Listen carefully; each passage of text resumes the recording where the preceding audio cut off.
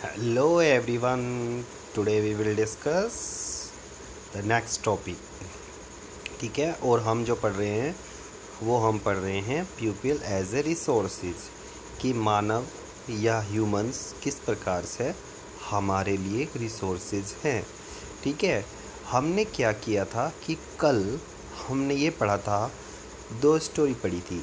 एक विलास की स्टोरी पढ़ी थी जिसकी मम्मी मछली बेचने का काम करती है, और दूसरी स्टोरी हमने पढ़ी थी किसकी, साकाल की। ठीक है, और जिसके पिताजी साकाल को एक कंप्यूटर सॉफ्टवेयर इंजीनियर बना देते हैं। ठीक है, अब हम इसके बारे में डिस्कस करेंगे। Do you notice any difference between two friends? What are the those? ठीक है, क्या आपने नोटिस किया है कि इन दोनों के अंदर क्या डिफरेंस थे? ठीक है, अब आ जाओ next. In the two case study we saw Sakal.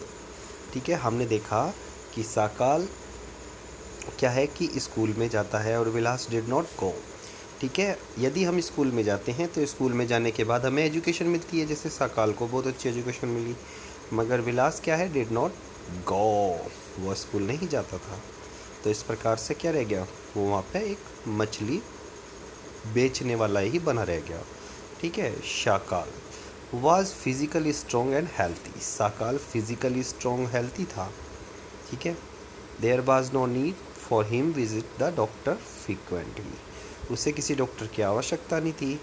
Vilas was a patients of arthritics. ठीक है, पेट के दर्द की बीमारी से वो था, ग्रसित था। एक प्रकार से कुछ भी बीमारी हो सकती है। He lack the means to visit the doctor, और उसके पास पैसे नहीं थे डॉक्टर के पास जाने के। Sakal acquired degree in computer programming. ठीक है, और साकाल ने क्या किया, एक डिग्री एक्वायर की कंप्यूटर प्रोग्रामिंग की। Sakal found a job private firms, वही will as the continue the same work as the his mother.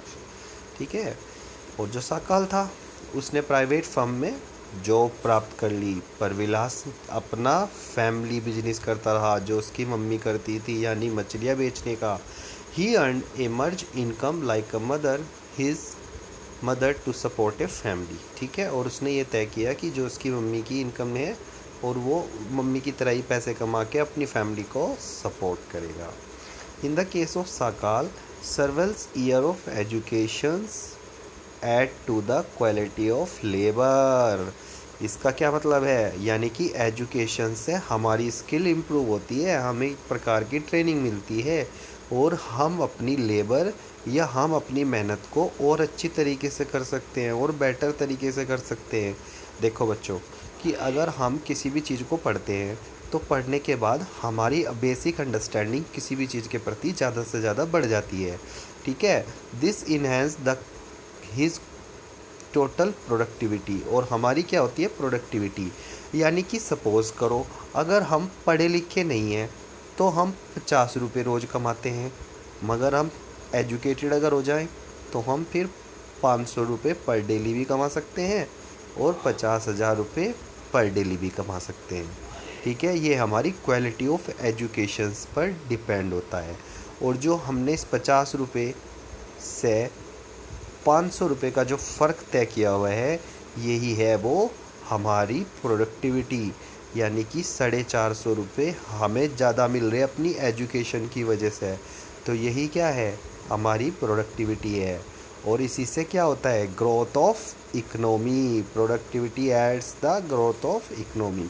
This is the trend pay N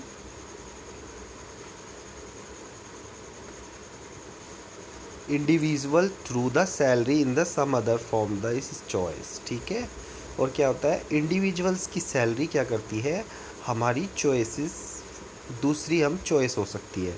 suppose विलास के पास अगर 50 रुपये हैं तो वो 50 रुपये में अपनी फैमिली का खर्चा उठा सकता है। मगर यहाँ पर साकाल के पास यदि 500 रुपये है तो वो 50 रुपये का अपनी फैमिली का खर्चा उठाने के बाद उसे पर डे कितने रुपये बचेंगे, 450 रुपीज़। इससे वो अपने इंश्योरेंस भी ले सकता है, यानी कि आगे पैसे को इन्वेस्ट भी कर सकता है और बेटर एजुकेशंस और बेटर क्वालिटी ऑफ लाइफ जी सकता है। ठीक है, स्कूटर खरीद सकता है, मोटरसाइकिल खरीद सकता है। ठीक है ना, In case of Vilas, there could not be any education or health care in the early parts of his life. ठीक है, जो उसकी एजुकेशन और हेल्थ केयर के बारे में वो सोच ही नहीं सकता था, क्योंकि उसकी बेसिक्स इनकम क्या थी? He spend his life the selling fish like his mother. उसकी माता की तरह उसकी लाइफ भी पैसे मछलियाँ बेचने में ही खर्च हो जाती थी। He draw the same salary of unskilled labour as a his mother. ठीक है, और उसकी माता के समान ही उसकी सैलरी थी। यानी कि अगर उसकी मम्मी भी 50 रुपये कमा रही थी तो वो 10 साल बाद भी 50 रुपये ही कमा रहा, क्योंकि उसके पास कोई भी स्किल्ड नहीं है, क्योंकि वो पढ़ा लिखा नहीं है। Investment in human resources education and medical care can give a high rate return in the futures. यदि हम अपनी पढ़ाई लिखाई में इन्वेस्टमेंट करते हैं, ठीक है, यदि ह्यूमन रिसोर्सेज को एजुकेशन दी जाए, अच्छा स्वास्थ्य का ध्यान रखा जाए, तो उससे क्या होगा? उससे फ्यूचर में बहुत अच्छे पैसे जनरेट हो सकते हैं। ठीक है, high return in the futures, यानी कि अगर हम पढ़ेंगे लिखेंगे तो क्या होगा? हम अपने देश की ग्रोथ भी कर सकेंगे और अपने माँ बाप का सपना भी पूरा कर सकेंगे। इसलिए पढ़ाई लिखाई बहुत ज़रूरी है, क्योंकि ये एक प्रकार से हमें लाइफ को बेटर जीने की आज़ादी देती है। The freedom to for the better life, we can choose the goal of the life and we can choose the what is the purpose of the life. ठीक है, in this investments on the pupil the same as the investment land and capital। ये भी एक प्रकार की land और capital पे लगाए जाने वाली इन्वेस्टमेंट है। A child to with investments made on her education and health. यदि हम एक बच्चे पर उसकी एजुकेशन और हेल्थ पर पैसे लगाते हैं, can yield a high return in the future form higher earnings.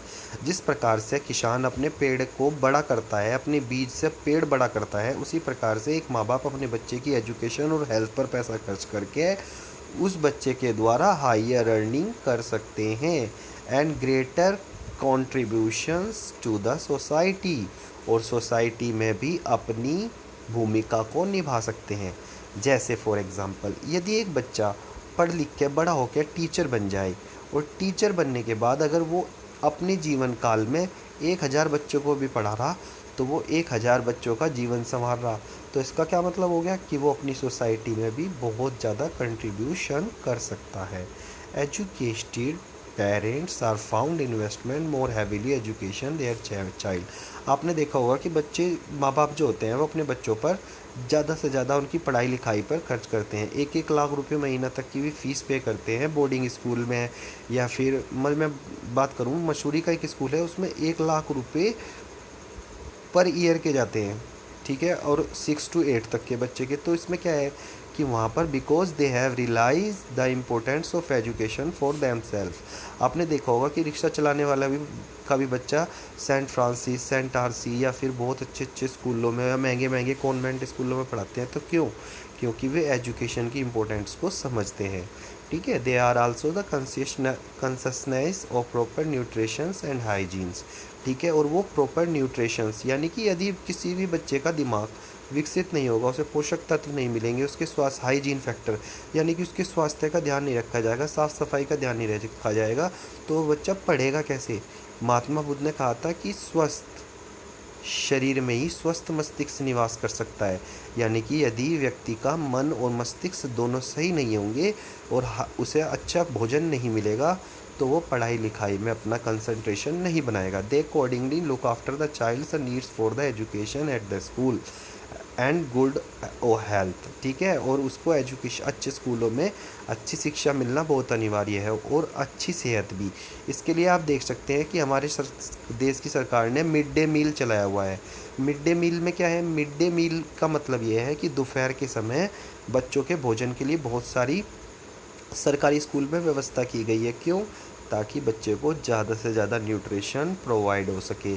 ठीक है, और जिससे वो एक जो बच्चा है पेट भर के जब खाना खाएगा तो उसकी शिक्षा ऑटोमेटिक अच्छी हो जाएगी।